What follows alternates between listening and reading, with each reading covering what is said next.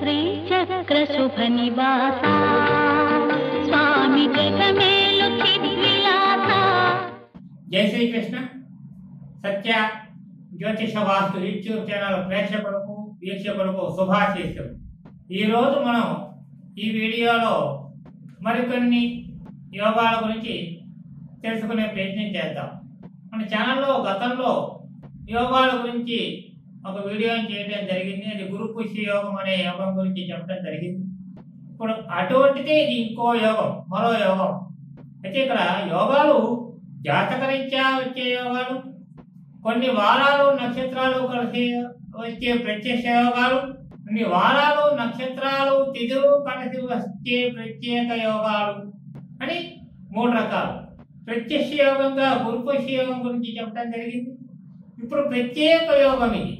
ఈ యోగాన్ని ద్విపుష్కర త్రిపుష్కర యోగాలు అని అంటారు శాస్త్రంలో. ఈ యోగాలు ద్విపుష్కర మరియు త్రిపుష్కర యోగాలుగా పిలువబడతాయి. ద్విపుష్కర త్రిపుష్కర యోగాలలో వారాలు తిథులతో పాటుగా కొన్ని నక్షత్రాలు ప్రధాన పాత్ర వహిస్తున్నాయి. ఈ ద్విపుష్కర త్రిపుష్కర రెండు యోగాలలోనూ కూడా ఒకే వారాలు ఒకే తిథులు ఉంటాయి, కానీ నక్షత్రాలు మార్పు చెందుతాయి. ఈ రెండు యోగాలలోనూ వచ్చే వారాలు శనివారం, ఆదివారం, మంగళవారం, అంటే స్థిరవారం, రవివారం, విజయవారం. తిథులు భద్ర తిథులు ద్వితీయ, సప్తమి, ద్వాదశి, ఏ పక్షములో అయినా సరే ఈ రెండు శాశ్వతంగానే ఉంటాయి. నక్షత్రాలు మారుతాయి. ఈ నక్షత్రాలలో ద్విపాది, త్రిపాది అనే రెండు రకాలైన నక్షత్రాలు ఉన్నాయి. ద్విపాది నక్షత్రాలు మూడే మూడు. అవి కుజ నక్షత్రాలైన మృగశిర, చిత్త, ధనిష్ట. త్రిపాది నక్షత్రాలు 6. అవి రవి, గురు, గ్రహ నక్షత్రాలు. కృత్తిక, ఉత్తరాషాఢ అనే రవి నక్షత్రాలు. పునర్వసు, విశాఖ, పూర్వభాద్ర అనే గురు నక్షత్రాలు. భద్రతిథులు శని, ఆది, మంగళవారాలు ద్విపుష్కర యోగ నక్షత్రాలైన అంటే ద్విపాది నక్షత్రాలు అయిన మృగశిర, చిత్త, ధనిష్ట కలిసి వచ్చినట్లయితే అది ద్విపుష్కర యోగంగా పిలువబడుతుంది. అలాగే భద్రతిథులు శని, ఆది, మంగళవారాలు త్రిపాది నక్షత్రాలు అంటే త్రిపాది నక్షత్రాలైన కృత్తిక, ఉత్తరాషాఢ, పునర్వసు, విశాఖ, పూర్వభాద్ర ఈ నక్షత్రాలతో ఆ తిథులు ఆ వారాలు కలిసి వచ్చినట్లయితే అది త్రిపుష్కర యోగంగా పిలువబడుతుంది. అంటే ఉదాహరణకి విద్యా తిథి శనివారం, మృగశిర నక్షత్రం, అది ద్విపుష్కర యోగం.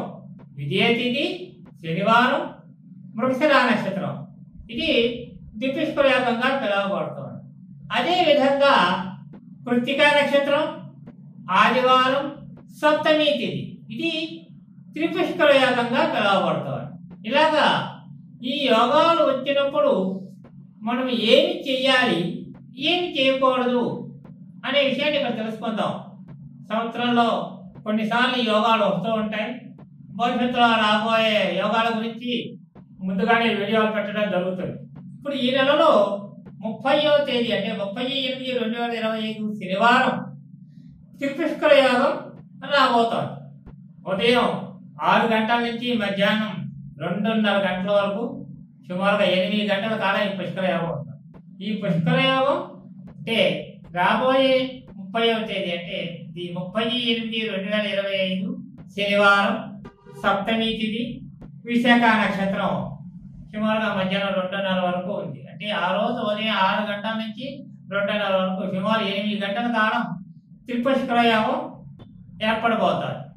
ఇటువంటి ప్రత్యేక యోగంలో మనం ఏ పనులు చేస్తే మంచిది, ఎటువంటి పనులు చేయకూడదు అనేది ఇప్పుడు మీకు వివరంగా స్పష్టంగా చెప్పడం జరుగుతుంది. హాస్పిటల్స్కి వెళ్ళటం, మందులు తీసుకోవటం, ఆపరేషన్ లాంటివి చేయించుకోవటం, అశుభ కార్యాలకు వెళ్ళటం, పరామర్శకు వెళ్ళటం లాంటివి ఎట్టి పరిస్థితుల్లోనూ చేయరాదు. ఇటువంటి ఏవి చేసినా కూడా మరో 2 సార్లు అవి రిపీట్ అవుతాయి. ఎక్కడికన్నా పరామర్శకు వెళ్ళాల్సి వస్తే మరో 2 సార్లు పరామర్శ ప్రయాణాలు మనకి ఖచ్చితంగా వచ్చి తీరుతాయి. అలాగా అందుకని ఆచి చూచి అడుగు వేయండి. ఇటువంటి సమయాల్లో శుభాలకి ఎక్కువ అవకాశం ఇవ్వండి. అంటే ఒక వస్తువు, ఒక బంగారం కొనటం, భూమికి సంబంధించిన అగ్రిమెంట్ రాసుకోవడం, ఒక గృహానికి సంబంధించిన అగ్రిమెంట్ రాసుకోవడం, ఇంట్లోకి అవసరమైన వస్తువులు కొనుక్కోవడం, అంటే బంగారం లాంటి వస్తువులు మాత్రమే. అంతేగాని ఆ రోజు సరుకులు లాంటివి ఏవి తెచ్చుకోకూడదు.